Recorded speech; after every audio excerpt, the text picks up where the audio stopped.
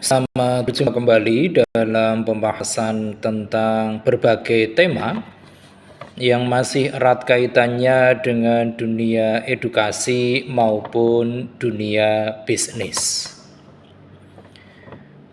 Adapun tema yang akan kita jadikan bahan telaah untuk kesempatan kali ini yaitu tentang asuransi.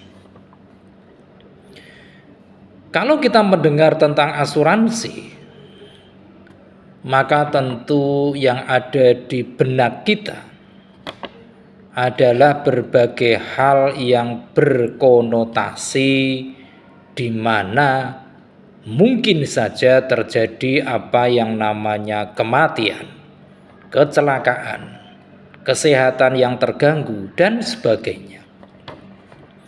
Nah, asuransi itu sendiri merupakan suatu perjanjian yang terjadi antara penyedia jasa layanan asuransi sebagai pihak penanggung dan masyarakat sebagai pihak tertanggung atau lebih dikenal sebagai pemegang polis asuransi. Asuransi ini memiliki beberapa fungsi pokok. Di antara fungsi-fungsi pokok yang melekat pada asuransi, di antaranya yang pertama yaitu bahwa asuransi berfungsi untuk memberikan perlindungan finansial dari berbagai resiko kerugian yang bisa muncul secara tidak terduga. Kemudian yang kedua, asuransi juga berfungsi untuk memberikan jaminan perlindungan akan masa depan dari investasi yang dimiliki. Kemudian fungsi yang ketiga dari asuransi yaitu untuk melakukan penyimpanan dana dengan aman dalam rangka mewujudkan rencana yang ingin dicapai di masa mendatang. Kemudian yang keempat, asuransi juga memiliki fungsi untuk membantu para pelaku usaha agar mereka bisa lebih fokus pada usaha yang dijalankannya.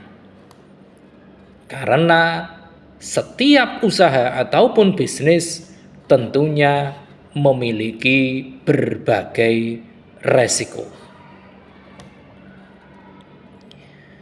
Lantas fungsi yang berikutnya, bahwa asuransi juga memiliki fungsi untuk memberikan jaminan perlindungan pada masa depan keluarga, khususnya jika musibah kematian datang. Lantas fungsi yang keenam, yaitu bahwa asuransi juga dimaksudkan untuk melindungi kesehatan mental maupun fisik yang bisa terjadi ketika mengalami resiko kecelakaan. Itu semua merupakan beberapa fungsi pokok dari asuransi. Nah, selanjutnya tentu kita sudah tidak asing lagi dengan apa yang disebut dengan polis asuransi. Nah, polis asuransi ini memiliki berbagai fungsi.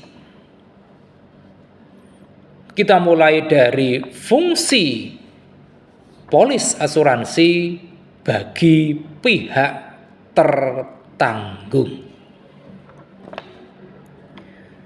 Bagi pihak tertanggung, polis asuransi memiliki fungsi yang pertama, yaitu menjadi bukti pembayaran premi asuransi pada pihak perusahaan asuransi. Kemudian yang kedua,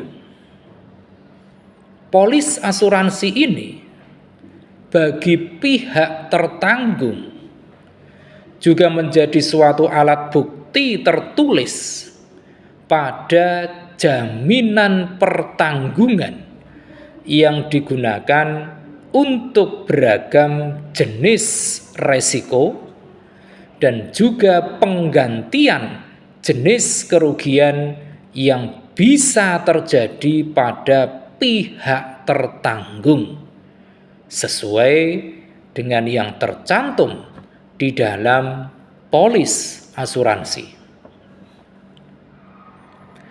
Kemudian yang ketiga, polis asuransi bagi pihak tertanggung juga berfungsi sebagai bukti yang otentik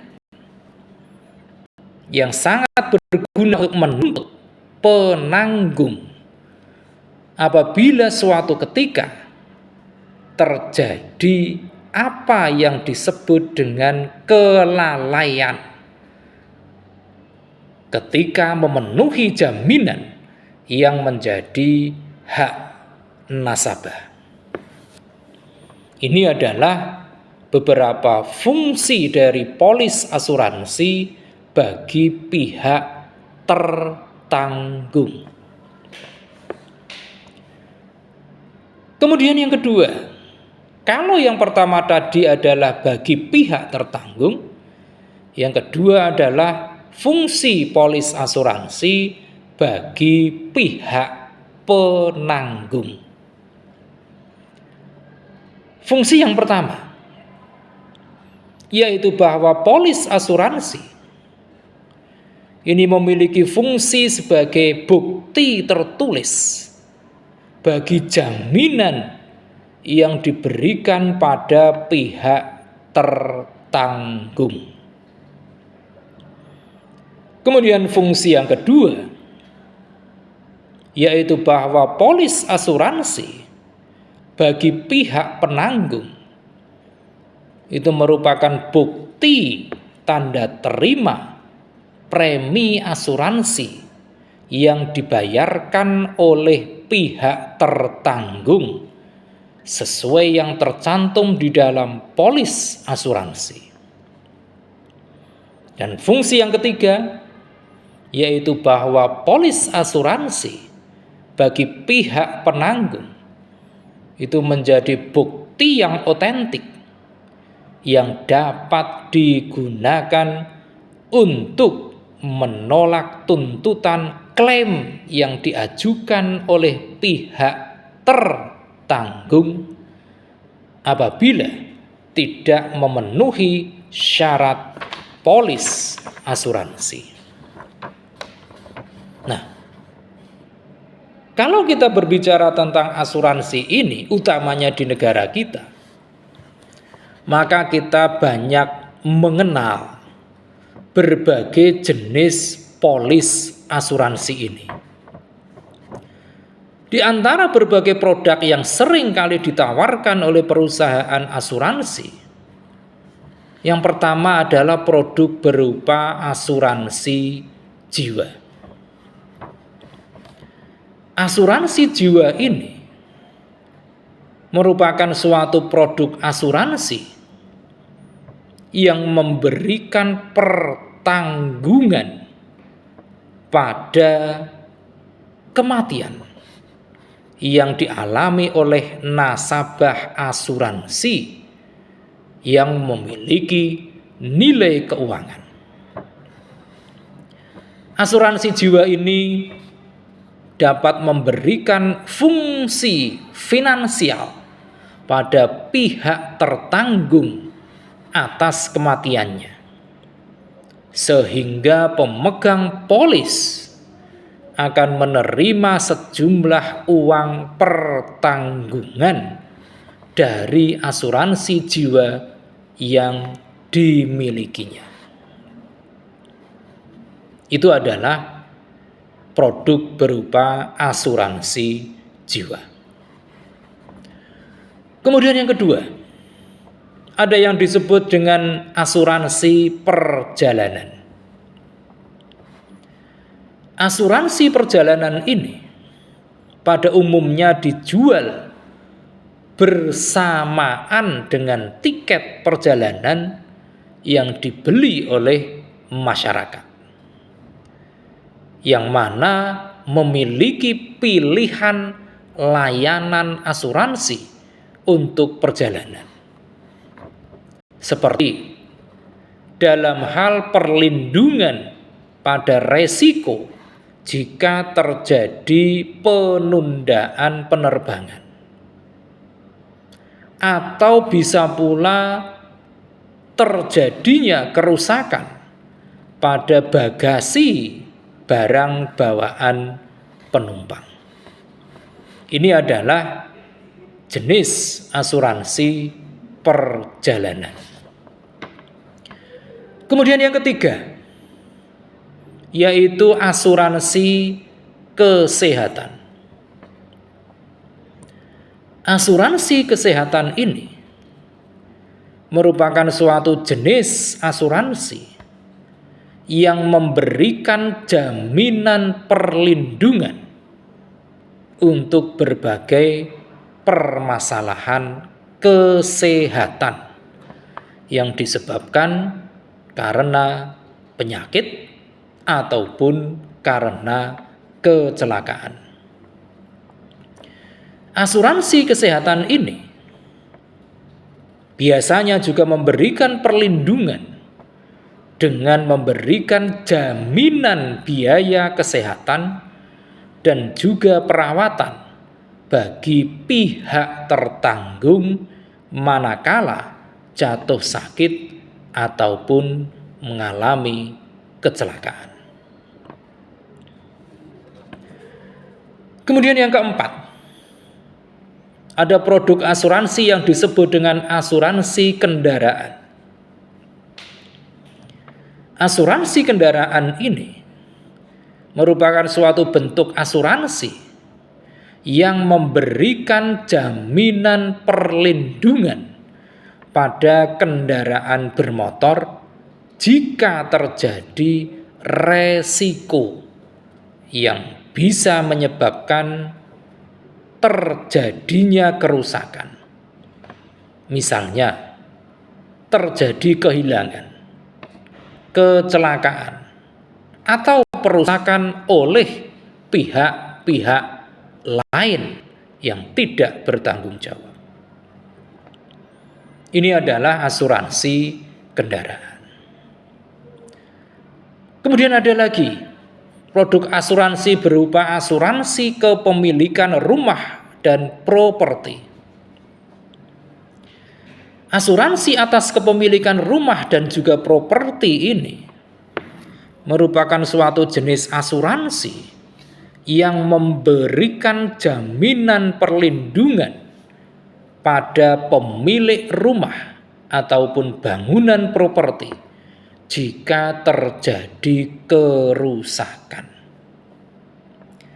Asuransi ini biasanya juga memberikan jaminan perlindungan atas berbagai barang yang ada di dalam rumah, atau jika terjadi kerusakan secara tidak terduga yang diakibatkan karena kebakaran, kerusuhan, pencurian, dan sebagainya. Itu tadi semuanya merupakan beberapa jenis produk dari perusahaan asuransi. Nah, di dalam asuransi ini sendiri ada beberapa prinsip yang harus dipegang. Prinsip-prinsip asuransi yang dimaksud, yang pertama adalah prinsip tentang insurable interest. Insurable interest ini merupakan suatu hak untuk mengasuransikan yang timbul dari satu hubungan keuangan antara tertanggung dengan yang diasuransikan dan diakui secara hukum. Ini adalah prinsip yang pertama. Kemudian yang kedua, yaitu prinsip yang berkaitan dengan utmost good faith. Utmost good faith ini merupakan suatu tindakan untuk mengungkapkan secara akurat dan juga lengkap atas semua fakta yang material atau material fact mengenai sesuatu yang akan diasuransikan, baik itu diminta ataupun tidak. Yang mana dalam hal ini mengandung arti bahwa si penanggung haruslah dengan jujur menerangkan dengan jelas segala sesuatu tentang luasnya syarat ataupun kondisi dari asuransi. Dan si tertanggung juga harus memberikan keterangan yang jelas sekaligus benar atas objek ataupun kepentingan yang dipertanggungkan. Ini adalah prinsip utmost good faith. Kemudian prinsip yang ketiga di dalam asuransi yaitu proximate cause. Proximate cause ini merupakan suatu penyebab aktif efisien yang menimbulkan rantaian kejadian yang menimbulkan suatu akibat tanpa adanya intervensi, suatu yang mulai dan secara aktif dan sumber yang baru sekaligus independen. Nah, dengan adanya berbagai prinsip di dalam asuransi ini, maka diharapkan baik itu yang berada sebagai pihak penanggung maupun yang berperan sebagai pihak tertanggung harus memiliki hubungan yang tentunya harmonis. Dengan adanya berbagai hak dan juga kewajiban yang muncul baik bagi pihak tertanggung maupun bagi pihak penanggung, maka kedua belah pihak selayaknya memiliki hubungan yang saling menguntungkan, baik menguntungkan dari sisi pihak tertanggung maupun dari sisi pihak penanggung. Kesemuanya itu tentulah dengan maksud yang sama, yaitu meminimalisasi terjadinya resiko apapun bentuknya itu. Karena kita tahu bahwa resiko bisa saja datang dalam bentuk apapun dan dalam waktu kapanpun. Demikian pembahasan singkat kita kali ini tentang asuransi ini. Kita akan melanjutkannya dengan membahas berbagai tema yang masih berkaitan dengan dunia bisnis dan edukasi pada sesi berikutnya. Terima kasih atas perhatian Anda semua, dan jangan lupa setelah menyaksikan tayangan ini silakan klik di layar Anda untuk like, komen, subscribe, dan tentu saja jangan lupa share.